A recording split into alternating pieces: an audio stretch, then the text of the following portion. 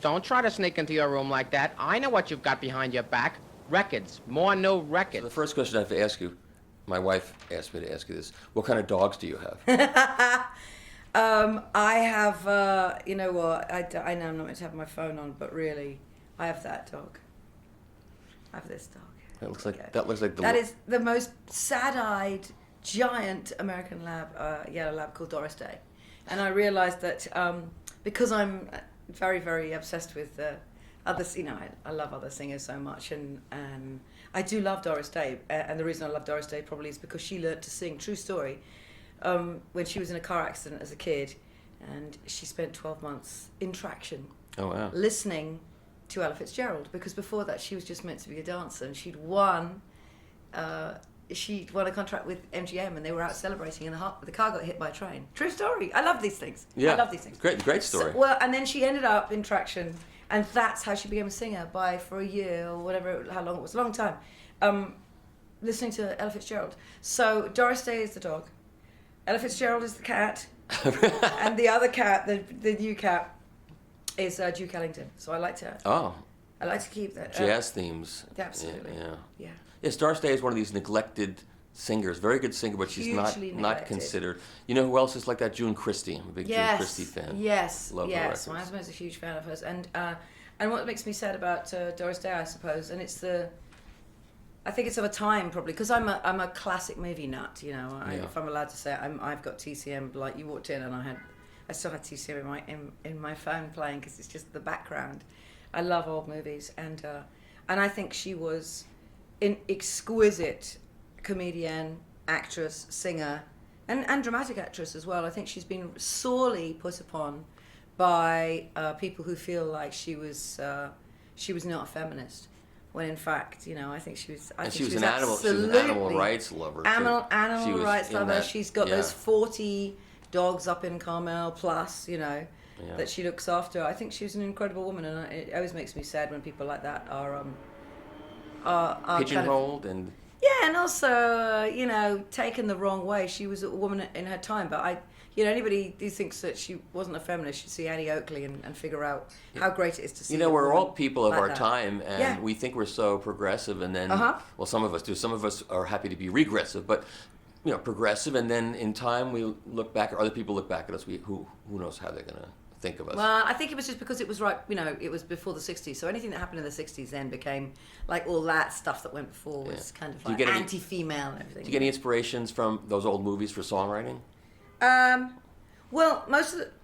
I'm such a huge Frank Sinatra, Ella Fitzgerald fan anyway, that the Great American Songbook, that that's why I'm drawn to them, and I love musicals for that reason. So I'm terribly inspired by them. But you know, that in that time, music was so incredibly important in the score. You know, as far as classical music. I mean, we've still got it, but it's you know, I don't think there's hardly any Bette Davis films where you don't hear something that's either is Rachmaninoff is ripped from Rachmaninoff. I just love all that stuff. Yeah. I mean, love it. The soundtracks in those movies are spectacular. They are spectacular. Eric Wolfgang Korngold, who of course John Williams ripped it for Star Wars. Thank you very much. I play that for people. I play King's Row for people, and they go, "What?" And I said, "Yeah, that's where he took it from." I mean, and then they all ripped it from Dvorak and Holst anyway. So let's not pretend that it suddenly came out of the blue. But we're all ripping everything. Yes, you know? and they probably ripped it off from somebody too, but we never heard them because they didn't record any of it. Thank you very much. You did that. So if I said to you that this new record sounds like a record that should have been made in the 1970s as a positive thing, how would you react to that? Totally fine. I mean, I think that's the time, that's the era that I love the most. You know, as far as what I listened to as a kid, apart from classical music and opera and everything, you know, and great amounts of jazz and a lot of black music, because that's what my dad was listening to, and he was an opera singer. Yeah. But aside from that, and he also introduced me to people like James Taylor, because that was his taste too. Because that's in there too. Well, my God, yes. And the backing group, of course, is, you know, the classic. Yeah, they are the guys that I then came to use on the last record, Ebb and Flow, and have been using ever since. And but the 1970s, I think to me, it's like the Great American Songbook in its own way, because these are classic albums that you hear them play and it's like, oh, I know what, I mean, you absolutely just jump to it and know immediately who it is, what it is. It has a particular sound. I am a huge Stevie Wonder fan. So for me, people like, if you put together Joni Mitchell and Stevie Wonder and chuck in some Steely Dan and Laura Nyro in there somewhere? No, I never listened to Laura Nyro. Really? And people have said you sound like Laura Nyro. Well, I wouldn't say you sound like her, but there are... I wouldn't know. Yeah. That's what's so sad. Call me ignorant. That's great. I didn't listen to Joni Mitchell until Night Ride Home.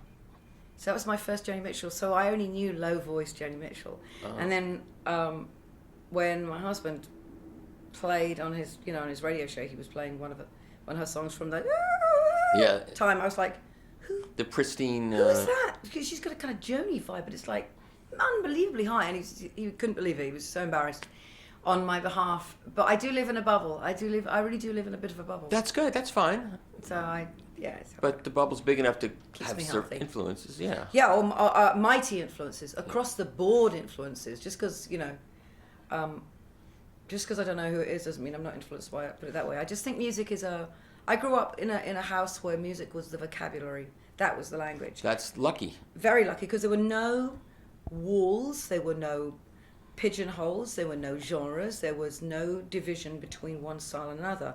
All it was music that expressed your emotions at that one time.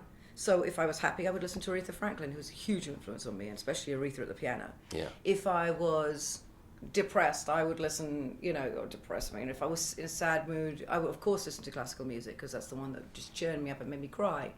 Again, it's just like, to me, it's just, if I wanted to bounce around the room feeling alive, then I'd be throwing on Stevie Wonder. So to me, it was just, there was no division between any of this music. This is all one language. Is what you're doing now what you always wanted to do, what you always dreamed of doing? Yes. And wanted to do? Yes. So in 2017, is it the easiest time and the best time to be an independent singer-songwriter, or is it the worst and most difficult time? These are the best and the worst of times. Both! Both things are true. I think I'm going to call my next record that. I keep saying it. Both things are true. It comes down to that in life. This is the most difficult time for anybody to figure out how the hell to do this, just because the very nature of the industry, the business is gone. It's not a bad thing, but it means that the artists are struggling. Yeah. I'm very fortunate that I'm not. But it also means that there is this wonderful time where you can actually do anything you want. That's right. You can be snarky puppy and have, as I saw and they're friends of mine, a room full of young kind of surfer boys who actually are snarky fans, bouncing up and down, thrilled to be hearing complex jazz in the hands of young dudes, Yeah. And that makes me thrilled. That thrills me, because when I was a kid, I remember it was so pigeonholed. So you could only like this. If you like that, you couldn't like that. So much like fashion, which is of course so wrapped around music as well in many ways. Nobody cares what you wear anymore, who you are, what you look like. Yeah, and young people are they're into every kind of music. Yeah. They don't distinguish by age. I have this fan 20 years old. So I'm collecting every Frank Sinatra record ever made. I'm a big fan. He doesn't care that Frank Sinatra's some old guy that's, What does it matter? This is like, Well, I think my generation had an issue like that. Well, they did, but again, it was because of, historically, socially, what people had gone through, I guess. But I didn't have that upbringing. To me, it was all there to be enjoyed. But I was not typical. And I talked a lot to my friend Richard Thompson about this, because he and I share a deep musicology trait that means that everything is there to be. So let's talk about your stage show. Yeah. Because to me, it was a combination of great songs performed well, but it was also like a therapy session. And a lot cheaper. Yeah, and that's what I say to people. It's like, come for the music, stay for the therapy. And a lot more gets accomplished. And a lot more gets accomplished. You will actually feel pretty much like you're not the only one by the time you leave. That's the point of it. Well, when you sang Mystery, yeah, I was going to sue you, because my wife grabbed me and pinched me so hard that Caused bodily damage, I guess. yes, bodily damage. But I Yeah. decided I would forgive you because Thank you. Yeah, Thank you. that got her, that song moved her, and the whole concert did. She's just a huge fan now, and she just. Oh, that's wonderful. I mean, it. You said, this is what you've always dreamt of doing. This is what I've done since I was a young woman, and I've got better at it, and better and better and better and better, more accomplished, and worked hard and just developed. But how people say, this is how I came in. This is literally how I came in, and it was. I always wanted to make people laugh because people who are dark inside have a tendency to want there to be a lot of laughter because it's unbearable otherwise. Yeah. It's unbearable. So the talking part of the show seems as if you enjoyed that almost as much as the singing part. It's very important for me. I find it necessary to make people laugh, to put them at ease.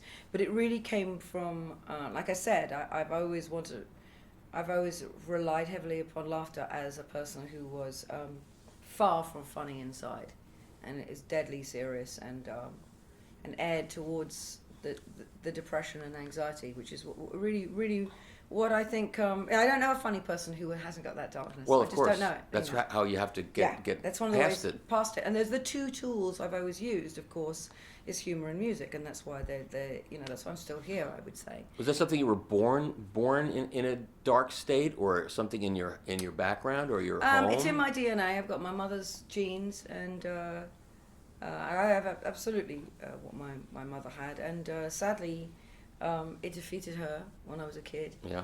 And that's when the music became of necessity to me. I mean, it was always the thing I lived for and the love of my life, but then it became absolutely of utmost importance because it was the only way that I could express myself, of course. So these things always work out for the best. It motivates. They do. I mean, it's a as double-edged sword, isn't it? Yeah, It's as sort much of pain like, as it must have been. Yeah, I'd rather have the person alive. I'd rather have my mother alive, but any day. But the truth is, that's exactly where it comes. I tell people that my and my mother's the reason I sing, and my father's the reason I can, because I got his voice. I was going to say you had the musical side Yes, absolutely. so you could express yourself. Yes. So there was always a piano at home. I was allowed because I'm self-taught and I do everything by ear. So I was always allowed to go my own way. My sister was an incredible musician and classical musician and pianist and cellist, Wow. but I was always terrible because my anxiety and coupled with my unbelievable dyslexia meant that I really took a day to read one line of music because it all was jumbling up. And So now you don't write this stuff down as. no, and everything's up here. I mean, I remember everything, so it's all. Which is fine. Either way is fine. Full. It's like I'm a writer. You know what? I couldn't diagram a sentence if you killed me. It actually works in your favor, and because when you're not, I'm not saying that would I love to be able to write a piece of Chopin? Of course I would, but because I couldn't do that side of it, and because I could play anything by ear and hear it and then play it, I was allowed to just do whatever I wanted, which meant that, unlike my sister, who was just practicing hours and hours and hours a day, I was at the piano writing songs from a very early age, and singing and impersonating my father and learning how to sing properly and to train because I was hearing him training. So I was, that's how I would. That's how he would start the day. And that's how I would do it. You did the scale. Absolutely. I learned everything, Yeah. and How beneficial was that? the greatest, Yeah, because to do shows that are 2.5 hours long every night, which I do, and to have that range, which I have a very big range. Yeah, and you didn't hurt your voice because you didn't abuse it. You never hurt my voice. That's right. I've never hurt my voice, and so he really is the reason I. So you had it pretty easy. I don't care what you tell me. You had it pretty damn easy. I got the genetic makeup, but sadly, so I got the musical genes, and sadly, although again, it's a double-edged sword because it's the same genetics, it's the same depression and anxiety, which I grew up with my mother and thought it was normal, and then of course, when she died, it's. Well, I had a similar situation, but this is far not from about me. It's normal. about you. That's good. So I'm not going to talk about it. But it's that person it's that sadness that I've spent my life trying to, I can't ever get rid of it. It will always be what I have. Of course. But trying to be a well person and manage it. Because the one thing I know, which is more important than anything, is to be, to not be the person that my mother became. That's the biggest lesson I got in my life. Yeah. And it's a huge, it's kind of a gift that she gave me, because it meant that's what I wrote about. That's what gave me the sound of my music in a way, in my voice, everything that you hear in me. Gave me the pure emotion in the way that I sing and write. And it stayed with me as I got better and as I got well and as I got moved forward and had more therapy and was properly medicated and all the other things in life, and sought help for the first time, because I couldn't for the longest time when I was in Britain. I was too ashamed, as we all sufferers are. So when I came to America, the first thing I did when I met my husband was to actually, within a year, I realized, if I don't get help, there's only one direction I'm going in. Yeah. Well, your songs are very syncopated. I mean, that's something that just happens to be who you are, or there's some reason for that kind of drive. I mean, very few of them are. I mean, some songs are kind of calm, but a lot of them have this drive and jump to them. No, it's just this record, because all the others have always been much calmer and much more lyrical. But that's not what this record was. So was the song, was the title song what inspired the whole record? Mm-hmm. Yeah, absolutely. You saw a person. Yeah, in New York actually. A few. But speaking about syncopation. The piano is the most percussive instrument there is. Yeah. Aside from, actually being a drummer, a piano is a remarkably percussive instrument, and that's why it makes such a great rhythm instrument. So when you have a song like No More Goodbyes or Mystery. Yeah. There you have a perfect example, or Josephine. These are that's where that long, beautiful use of piano comes into play, and that's that's straight into a classical place. That comes from a direct. Yeah, it's almost baroque. It's almost a baroque. Yeah, and it's directly from that classical place. But could have done it on a harpsichord. It would I know. Well, that song particularly, and it is like a minuet, and that's how I wrote it, because I wanted it. It's of such sweetness. Yeah. In its, to me, it was such a sweet song about how, how surprising it is that any of us meet at any time, anywhere, and how we stay together is even. That's more why I got pinched. Thanks a lot. That's why you got pinched. But everybody does, because everybody who's in a relationship, everybody that's together knows that it is the hardest thing, bar children, that you will ever do, is actually staying together. And then when you said if you love someone, you'll eventually hate them. Yeah, yeah. That was great. Oh no, I'm here to only tell the truth. I got my foot stepped on for that one, but it was fine. No, listen, I do not hide from the truth, because I think, again, to expose yourself, that's why I love 1970s music. People like Joni Mitchell and James Taylor, these are people who are confessional singer-songwriters who are really showing themselves, in warts and all, in all their ugliness, and wrapped it in the most beautiful songs. And that's really the job, I think, is to do both those things. So you say about Somebody's Child as the title track. Yeah. Seeing this homeless, beautiful, beatific, very young black woman on the streets of Manhattan at Christmas time, wearing trash bags as clothes and with a gigantic pregnant belly coming out in the middle, and snowing. It was about 28 degrees. It was astoundingly cold, and high on drugs, and exquisite and awful at the same time. And I came around the corner, onto Madison Avenue, and there she was, and I rushed across the road, because of course I, who've experienced, and I can only be honest about this, I who know mental illness very, very well, when I come upon a mirror of the disease, I'm like running like a Most people who are well would run, for God's sake. But I do feel that sometimes when you see that, and it's even more terrifying because you know it so well. You know what this thing is. So I ran across the road, and at some point, as I was crossing, as everybody else was running away from her too, I had this very strong, epiphanal thought, which was that she was somebody's child. And I, more than anyone, shame on me, because I knew better than anybody how easy it is to end up in a situation where life doesn't go right. You don't have the genetic makeup or the chemistry or the home or the luck. Yeah. Or something All bad those happens things, in life, yeah. or the health. And you're on the street. And it's not just, and we all walk past homeless people all the time.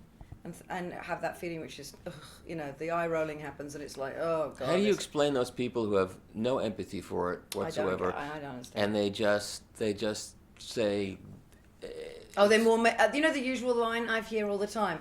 They're making more money than probably you or I. It's like, really, yeah. You disgusting person. I told this story to somebody once, and they said to me, and it's somebody I like very much, and it really upset me. And this friend of mine said, "Oh, I've seen her. That is a total act." I know. And I said, yeah. If that was an act in 28 degrees, with no clothes, about to give birth, in the snow, then they still deserved all my help and all my money. Yeah, the highest form of performance I'm sorry. art. Then that was the greatest act I've ever seen. It's a mental deflection. Oh my God! It was shameful. It was shameful to have that reaction, and we live in that environment now. I'm afraid right now we're in that. Yes, we really are, and we've also got there are people who are professional beggars. We know this, and it's happened forever and a day, and I get that, and that's fine too. If that's their job, then good on them. Yeah. Don't tell me they're making more money than me. They're not living well. They're not No, living I know, well. Exactly. It's pathetic. Is what It's that is. pathetic, and imagine that being your job. It's just hideous. So I feel that lines like that, you're right, that it's denial and deflection, so that you're not reminded of what a disgrace it is to see people living this way, and that we can all walk past them without thinking twice. And also how your situation is a lot of luck and a lot of good circumstances, and that's why in the song I say a line about look at that man, he lives in his car, a woman who lives in a box out the back, and they're both people that live outside my door and in the alleyway behind me. Yeah. And the man that lives in his car was bankrupted by the medical problem that his wife had, and he just sold his. They sold the house and everything, and she was an addict, and she was incredibly ill and needed a lot of operations. She got so horrendous, her body was very much shutting down, and he sold everything, and he is living in his car. And there's a lot of that in this country. Oh hell, there's a lot of it. Yeah. And there is a woman who lives in a cardboard box that she feels is like, she has as much pride about her box and her rug as I do in so my house. That song, that was that song came out of that experience, and that song is that song is the template for the rest of the album, Yeah. because it's about, the whole album is about the things that are really important in life, not the crap that we think is important, not the stuff, the first world problems as I call them, which is why the second song, Send Me a Line, makes me chuckle so much, and again about the percussive nature of the piano. Yeah. It's why I love people like Randy Newman, and that's why I live in New Orleans, is because there is a real understanding and appreciation of that rhythmic instrument. It's just like nothing else. You can really dig in. But Send Me a Line is truly a first world problem. God forbid that somebody should take longer than 20 seconds to reply to my text or email. Right. I think that I'm spiraling out of control, thinking that the world hates me. They hate you. They don't love you. What happened to that person? I know. I must have upset them. I'm the bad child. It goes on and on and on. And I defy anybody that has a cell phone who hasn't experienced that. Of course. Because we're not able anymore. Anyone who's also left their phone or lost their phone and then is reliant upon using a public phone, or they just can't. Do they have any public phones? Yeah, they still do, believe it or not. I found them because I'm always losing mine. It's both a liberating feeling and it's absolutely shocking. Yeah. You cannot believe you don't have this thing that connects you with the world. You feel lost and strangely vulnerable. You set a timer for when the response, when it doesn't come at a certain point, then your mind starts thinking why, and then what have I done? Yeah, if you're me. Yeah, well, what did I do? What did I say? They hate me. Ooh, I've been bad. Was I too pushy? Let me read it. Or I said the wrong 30 thing. times. I said the wrong thing. Ooh. So all that happens, and so Send Me a Line just makes me laugh out loud. I mean, it makes me chuckle even when I'm playing it, because in the Depression, this is what I know from the old films. In the Depression, I think I said this at the show, there was this, the Depression of 1929, I think it was, wasn't it? 1930. There was a song called Buddy, Can You Spare Me a Dime? Of course, yeah. And so this is, Buddy, Can You Send Me a Line? Because that's first world problems at its greatest, followed by the line, I'm dying here. Okay, so I've heard more people say the line, I'm dying here. One was a woman having a pedicure who, she's, imagine, like, your job is basically just like cleaning people's feet and making them look good. So the little girl sitting at the end of her foot, she jabbed her by accident. The woman was like, ah! I'm dying here, she said. And you're killing me, I'm dying here, all those lines, I just burst into laughter every time I hear it. It's so first world problems. It's also a way to make just assert dominance over the person that's doing this work for you, make it as bad as possible. Yeah, but it's like I was laughing so hard I couldn't. She thought I was the rudest person in the world, of course. But really, I just wanted to say, maybe in Syria, maybe, exactly. Or a couple of other places I could think of. I'm dying. Yeah, that maybe you could say that. But just it's extraordinary to me. It's extraordinary what we think of as being incredibly shocking, horrible moments in our first world lives. So, have you thought of doing a show, like a Broadway show? Or, yes. Because I can see that. Are you working on one? Yes, I am. The Judith Owen, because I think it's really nice that people are guessing who I am. That people are. Somebody came up to me and said, "You're like Lenny Bruce or something," at the, sort of like which I think is a good thing, and I think that because I'm a stand-up singer-songwriter, if that can be used, I filmed that title myself. Yeah. But I think I'm not sure. I mean, there's plenty of people out there, like the wonderful Tim Minchin, people who are singing comedy songs and mixing those music and comedy, but I'm trying to do something very, very complete in my shows, and they are very theatrical because I'm from a theatrical place. Yeah. You're so right. I want people to laugh and cry and everything in between. Well, you did that night, I can tell you that. Well, then my job is you, no, really. You did your job. My job is done because we're very rarely as adults given permission to feel, and to, really feel, and to feel joyous and cry and feel sorrow and happiness and calm and safe. And the reason for the comedy, I think, apart from the fact that we all need a huge dose of humor to get through life, it's one of our great coping mechanisms. But comedy is the thing that allows me to make the audience feel safe and calm and confident that they're in really safe hands. Yeah, and you can also get out of yourself. I do that. I get out of myself. Out of your, right.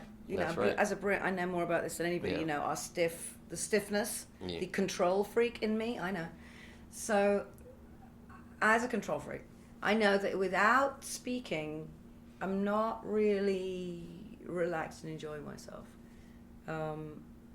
But you mean you're verbal? I'm shocked. It's shocking. Somebody sent me an email after the LA show, the Troubadour, 2 nights before, and it meant a lot to me. And it was a quote about George S. Kaufman. Sure. And he said, it said basically, I make people laugh so that when their mouths are open, I can pop the pill of truth into them. Oh, that's so great. And I thought, that absolutely is what I'm doing and have always wanted to do. Yeah. Which is really to say, to be absolutely telling the truth, but to be saying it for all of us, because I know better than anybody how bad it feels to not say what's really going on and to hide in your own private hell and to quash your emotions and your humanity. So with that in mind, you've been doing this for over 20 years, more. Yeah. Do you get a sense of who is coming to your shows and who is buying your CDs and your records and who they are? It's always surprised me who comes to my shows. I mean, because it's all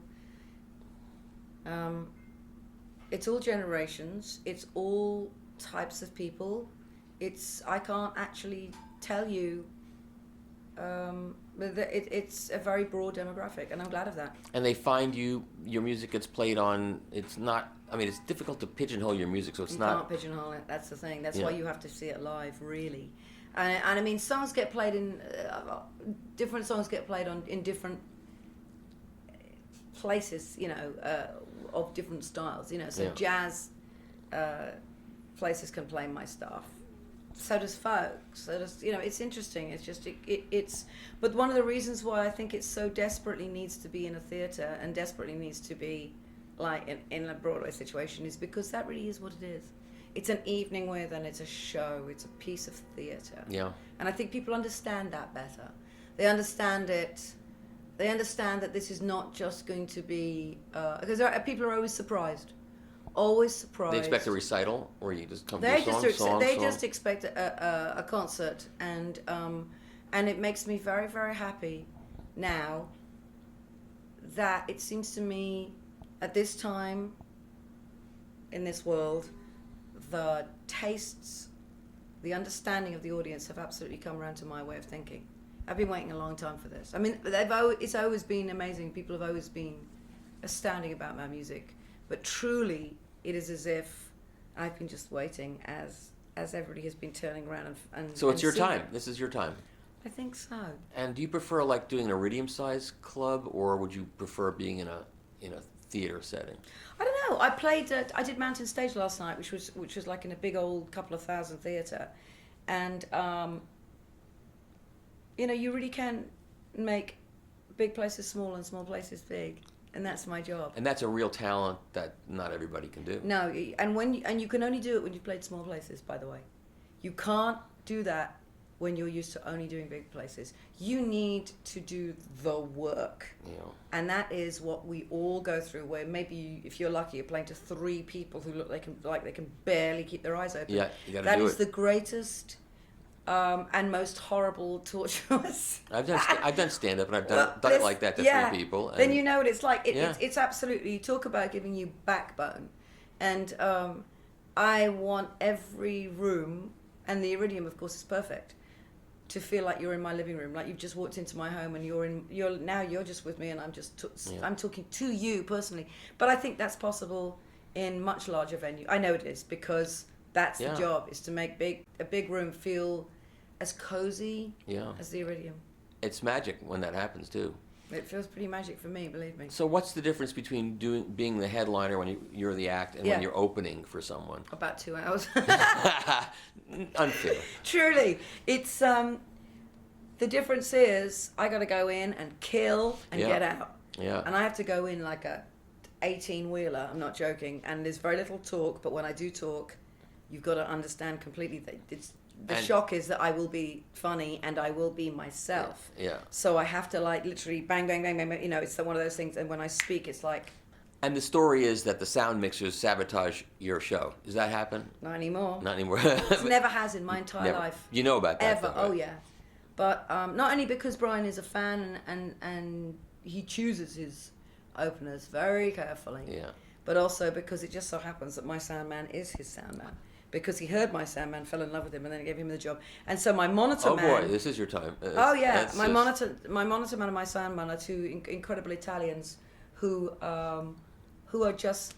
They're family to me. I mean, that's the other thing is... it's so critical. It's so necessary to have people who are empathic, on every level. Yeah. to who you are and what you do. And you know, I have that in the world's, I would say, most remarkable bass player in Leland Sklar. Oh, yeah. Who cut his teeth. First serious gig he had was James Taylor, and that's the man I was listening to, you know, as a child in my dad's car. So I gotta say that the fact that he didn't steal focus from you is a testament to That you beard. to what you do. Yeah, it's because he could steal focus. You know, yeah. the editor of my magazine is a bass player. He probably went nuts, didn't he? He went nuts and he wet his pants, but that's another story. But So did Lee. But he also was mesmerized by your performance. So well, it's the other thing I learned, honestly, and you know, I have a really powerful group of musicians around me. Pedro Segundo on percussion is remarkable. Great. Oh, he's ridiculous. My string players are remarkable. Yes. I mean, Gabriella Swallow is incredible. Megan, Lizzie. I mean, they're just astounding. But you know, I'm as self-loathing, probably if not a bit more, than most people, or most women, and I obviously have had that fight and won, where you're, you know, where you fear that no one will see you, you know, and then at some point, you know, that's what you feel when you're a kid, you know, you always want to be the one shining, and at some point you realize I do shine because when I'm on stage, that's where I come to life. And also, you realize the most important thing, which is the better the people around you, the better you are. Well, of course. The better the show, the better the music. And if you are a bit of a shrinking violet, maybe you shouldn't have those kind of people around you. Well, yeah. And luckily, I'm not. So it's okay, but... You're not exactly a shrinking violet here either, let me tell you. It's great. I don't have to coax too much. You know, you never have to coax me. I'm truly... I am like an Olympiad of talking. There was a very funny line in the show that Lee said to you.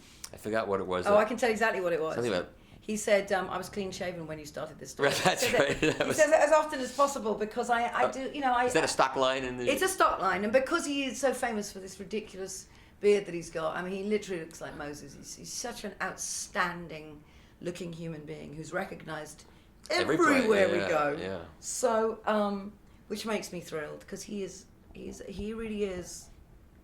He is the shit, if I might say that. He is it. Of course he is. And we're talking about how great the bass lines sound on the vinyl, because it really comes through. But the reason why Lee is very remarkable is that what he learned with James Taylor was how to move around the bass lines, because James was playing all the bass lines. Well, I play the bass lines and the root notes in the piano. Yeah. So Lee is moving around me constantly. So he's remarkable. They're all moving around me, and there this thing is in the middle, and that takes true musicianship and great skill. And I think what makes us a family of musicians, what really ties us all together, especially Lee and I, because we do so much work together, is that we're all from classical music, all of us. Is he happy to be on the road? Yeah. He likes it. Loves it. Yeah. I mean, that he and I have, again, our wiring is just wrong. Yeah. It's wrong. Now, when you went into the studio to do this, you recorded this in the UK. LA. Yes, in LA. LA and UK, both. Yeah. What studios in LA did you use? I actually went and used a friend's studio in LA, not a known studio, a private studio, and took the fabulous Dave Bianco, who was co-produced this with me. Mixed it, recorded it, everything. It's very, very fast, very small. I mean, we're talking about, it never takes me more than, you know, we get all this stuff done in about a week. Well, what's really impressive to me is that you're right on mic and you're not covering it with reverb. It's you right there, and that takes real balls to do that. Well, thank you. I'm always, I mean, a recording is so much different from a live performance. We know that. Yeah. Don't try and do the same thing, only because they're two different beasts. Yeah. So the to me, the live show is so much more thrilling and emotional. Of course it is. Studios. But the studio is a different animal. But I think we got that in this, and you did. Well, thank you, and I am a firm believer in one take, no drop-ins, none of that stuff. It's warts and all. If I get something out slightly, I don't care. Well, that's what it sounds like. It's a live take. It's all live. No nonsense. Everybody's live, and it's got to be a live singing performance. Yeah. Yeah. Is that including the strings? It wasn't all performed live. No. You and the piano, right? No, me and the band. Me and the whole band. You and what? Me and the whole band. Oh, really? Oh yeah. And just the strings added later? Yeah, that's only because they were in Britain. But and if they were in America, we'd have done that live too. That's fantastic. It's Lee, me, Pedro, Russ. Yeah, we're live. Yeah. And then Waddy sometimes played live, but often, like in Mystery, did the acoustic over the top. Yeah. And were you isolated, or was it all leakage of the instruments coming through the microphones, or No. Well, let me divide that up. I was isolated in so much as there's so much bleed into my vocal mic. That's why you can't really. To me, I'm happy with bleed. I like it. Yeah, it's great. I love it all. It's live. It's real. It's real. And that's how we did Ebb and Flow, the one before as well. And that's really how 12 Arrows was. That was all bleed. But what we did was when you hear like Aquarius, that was done in Bryan Ferry Studios, because he got sick and we had a few days off because he had to pull a couple of gigs. And so we went in and actually recorded in his studio my version of More Than This and Aquarius. Oh. And when I went in to try out his piano to see, because not every piano is my touch. Of course. Yeah. They're also individual. And I went in and tried that, and Russ jumped on the drum kit behind me, and Lee jumped on the bass, and there was one mic, which was my vocal mic, and that picked up everything. Wow. I'll have to go back and listen to that and the trashiest drums you've ever heard. I'm not sure Ross has ever forgiven me because I refused to let him go in and redo them, because to me, it was of the moment. Trashy is the moment. Yeah, it was. And it's the sound that I wanted. I wanted it trashy and weird. And what led you to do that song? Humor, my sense of humor. We were sound checking, and it will happen again when we're on the road now with Bryan. We're touring with him in the UK. And in sound check, I had these bizarre and wonderful chords that I was playing that were making me so happy, and we were all just like riffing along to it, enjoying ourselves, and I just started singing Aquarius. It just made me laugh. It made me laugh. And now, of course, here's what's so weird in life, and I said it that night, and this has happened to me in every song I've ever written. I will go back, or I'll listen to it a couple of years later, or when it's come out or anything, and I will suddenly realize what the true meaning of the lyrics are, because I don't know really what they are, because they're coming from that subconscious place. I don't know how any of this works, and I'm just glad it does. And this has happened at a time where so many of these songs mean so much more in the times that we're living through right now. Whether it be Aquarius, with it, that's that, here we are marching in the streets all over again. Yeah. It's very, very strange. With a song like Ariane, which is literally about people living in fear and people living with the power and thinking that they can just isolate people with walls, because I was staring at the Berlin Wall, and look where we are now. So it's just, to me, I just found it to be quite profound how many of these songs really meant so much more. And you did this before all this stuff started happening here? Yeah. I've already toured Europe and Britain with it. Yeah. I recorded it in, 2016. Came out 2016 in the UK and Europe, and I think I must have recorded it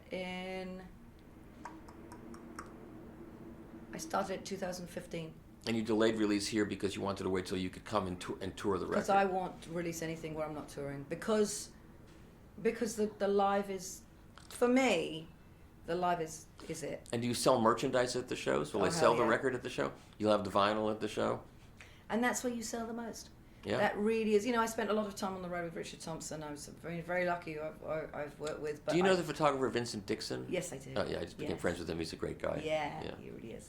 Not well, but I know exactly who you're talking about. And one thing I knew for sure from doing like the 1,000 Years of Popular Music with Richard. I mean, we met him when we were both at Capitol Records, and we were like languishing on the label, and we were in the studios there, and met each other in the studios and then sang on each other and played on each other's records, which was just wonderful because I'm such a huge fan of his. Oh, me too. And I knew his son, and Teddy. I knew Teddy, at first, of course. I met Teddy a lot, and then you know, Richard is insane, basically. So I'd been out on the road with him, and the two things I learned about that were important in life is surround yourself with people who will make you laugh constantly, which I already knew. Yes. But especially when you're on the bus, you must be laughing all the time.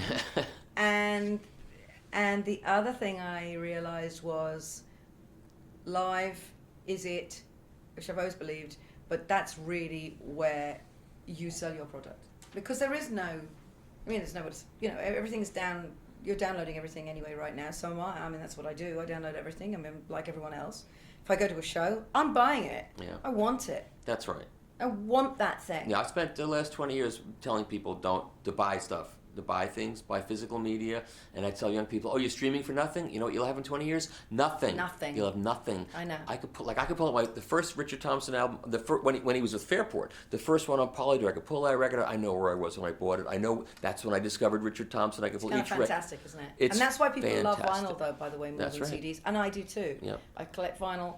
I want that thing, Yeah. you know, that makes me really feel like I know exactly. It's absolutely that, the feeling of, you know, where you were, why you bought it, when you bought it. And it has a smell. Each record has a different smell to it. Each record has a different texture. But then you see, I'm also somebody that reads a lot on my phone and my computer, but I will always buy books because I love books. Right. So I want it all. And I think you can have it all. You can. Today you can have it all. Yeah. And, you know, So- young people are liking records again.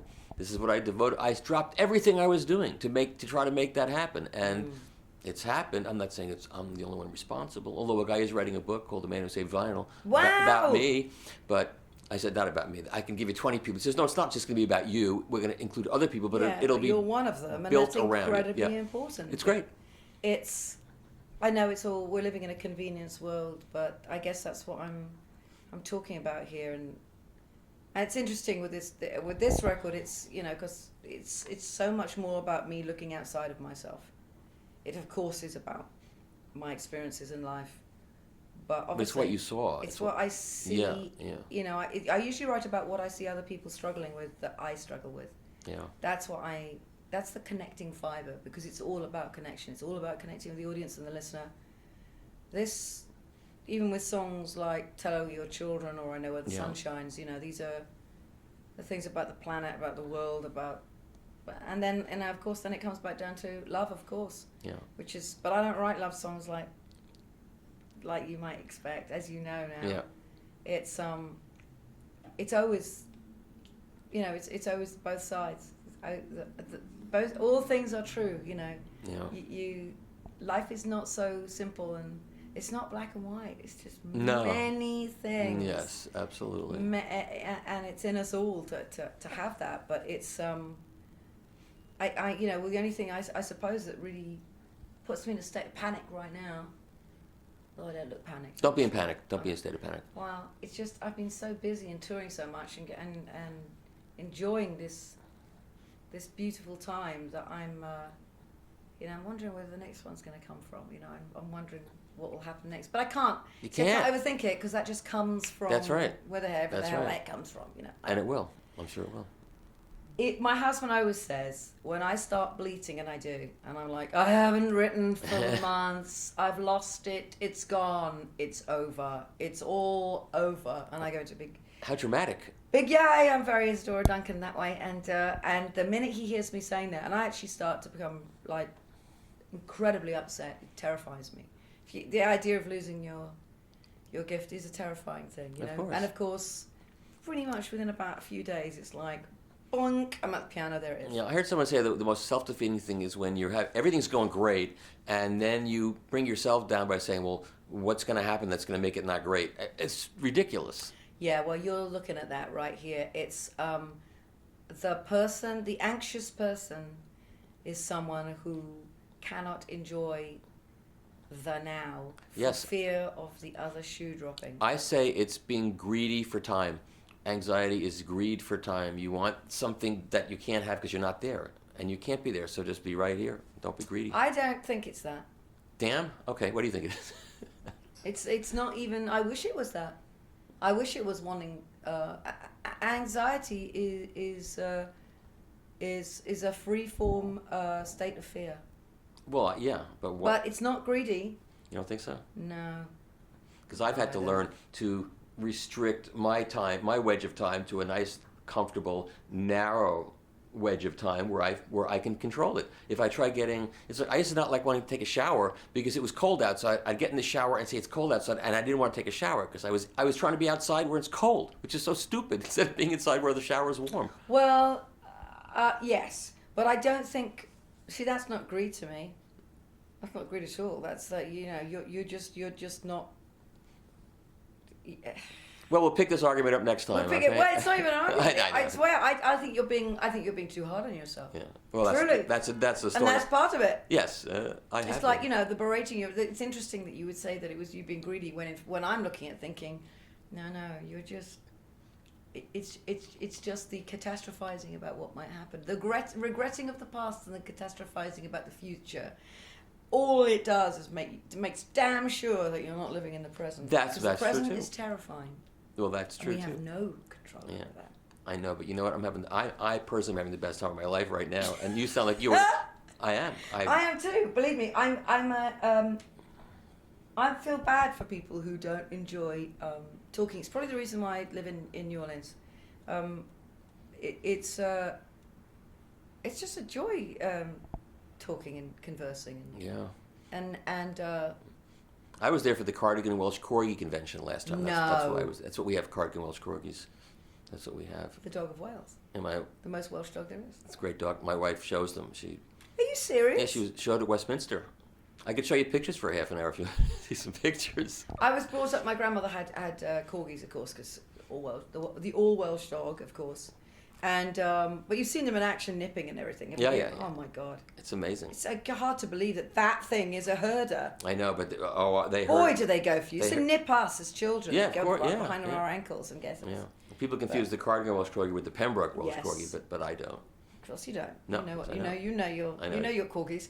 I think they're gorgeous dogs, though. And when they're puppies, they're fantastic dogs.